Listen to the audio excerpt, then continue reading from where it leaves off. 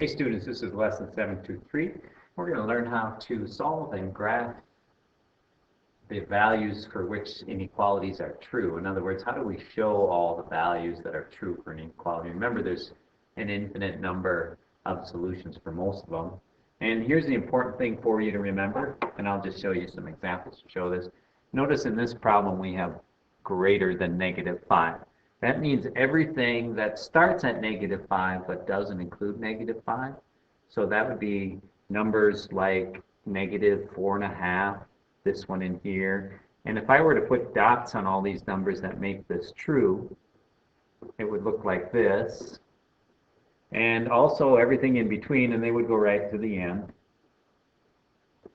So all those integers make it true, but also numbers in between make it true. So essentially what I'm saying here is what we really should do is just color in everything on this line, but we don't want to color in the -5 because -5 does not make it true. -5 is not greater than -5. And the way we show that is by putting an open circle. So remember, open circle is for problems where you have, and then we just color in there.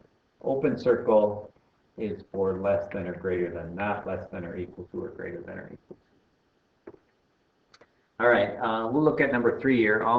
That is all numbers greater than or equal to 0. So now we want to include 0 plus all these numbers.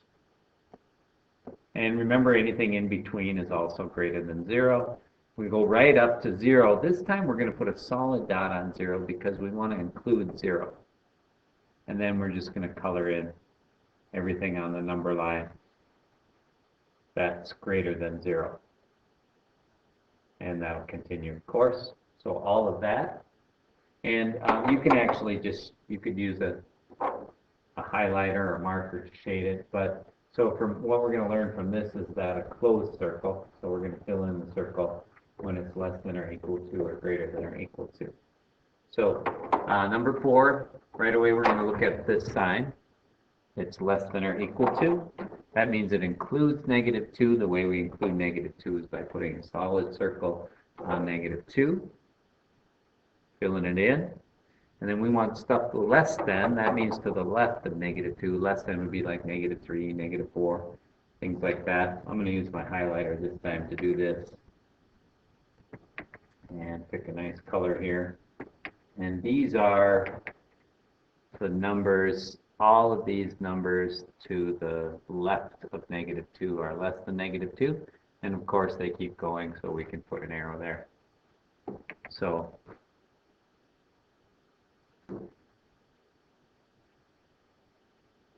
maybe that highlighter wasn't such a good idea. All right. Try that again. So all of these numbers are less than, and then the arrow keeps going. All right, let's try another one here. Here we have to graph the solutions on number 5. So first we have to solve it. So we have -3p divided by 4 is less than 6. To solve that, I think we're dividing by 4, so I'm going to multiply by 4. So I'm going to take 6 times 4, which is 24. Multiplying by 4 will not affect the sign. Then I'm going to divide both sides. So the first thing I did is I multiply both sides by 4. Then I'm going to divide both sides by -3.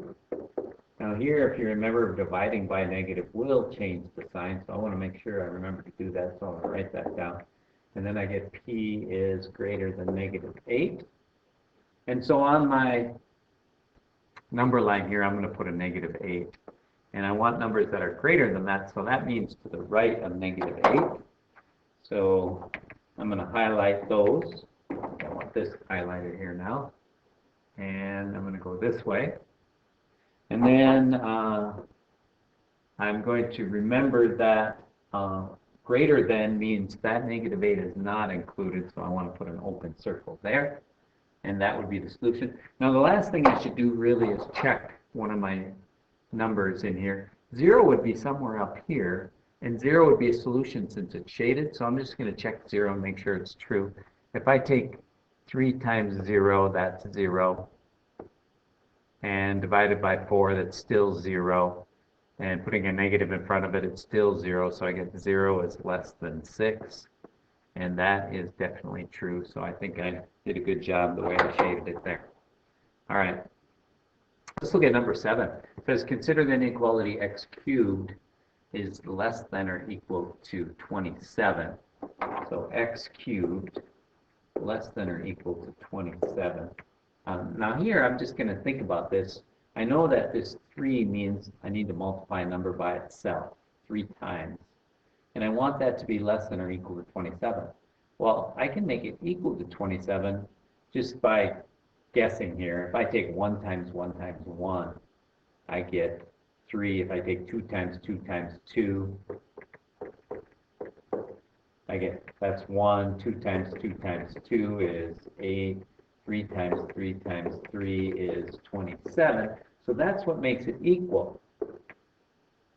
And just multiplying like that, that's not going to change my sign. So I'm going to say x is less than or equal to 3 here. All right, so any number less than or equal to 3. And we're just going to check all those values and see if they work. But I'm going to put on my number line a 3. And since it's less than or equal to, I'm going to put a solid dot. Less than or equal to, that's going to be the left of that. So I think I want numbers that are this way on that line. And then continue going. So 0 again is somewhere in here. Let's just make sure that's true. Is 0 to the third less than or equal to 27? And that 0 to the third is 0. So yeah, that's true. That's good. How about numbers like way out here, like maybe negative 10? Let's see if that's true. Is negative 10 to the third less than or equal to 27? Well, that's negative 10 times negative 10 times negative 10. That's negative 10 times negative 10 is 100, and 100 times negative 10 is negative 1,000. That's definitely less than or equal to 27, so I think I got those right. All right. We'll try one more here. Here to solve each inequality and graph the solution. I'm going to pick one that I think might cause us a little problem. Let's do number 11 here. So we have negative 3. Make this a little bit bigger so we can see it better. We have negative 3 minus 6. There's some parentheses there. We can add the same thing on both sides. That's not going to hurt. So I'm going to add 3 to both sides. Then I get negative 6 times the quantity 4x plus 6. Adding 3 will not change the sign. Negative 111 plus 3 is negative 108. I'm going to divide both sides by negative 6. Now that will change the sign, so I'm going to change it right now so I don't forget. 108 divided by 6 is, let's see here, 6 goes into that 18 times, I believe. You guys might have to check my work there. But so now I got 4x plus 6. Now I'm just going to work backwards, and I don't have any negatives here to worry about, so I'm going to do 18 minus 6 is 12, divided by 4 is 3, so x is less than 3. Then I'm just going to graph that and check my answer. Since it's less than 3, I'm going to put an open circle on the 3. I'm going to go to the left since it's less than, and just check one of those numbers. We'll check 0 in my original. So negative 3 minus 6 times 4 times 0 plus 6. Hopefully that's greater than negative 111. And 4 times 0 is 0 plus 6 is 6. So we have negative 3 minus 6 times 6. And I got to do the multiplication first. 6 times 6 is 36. Negative 3 minus 36 is negative 39. Is greater than negative 111. That is true. So I think I'm good there. All right. That's what it looks like to solve inequalities and to graph them. And we'll work on this tomorrow a little bit more in class. See you tomorrow.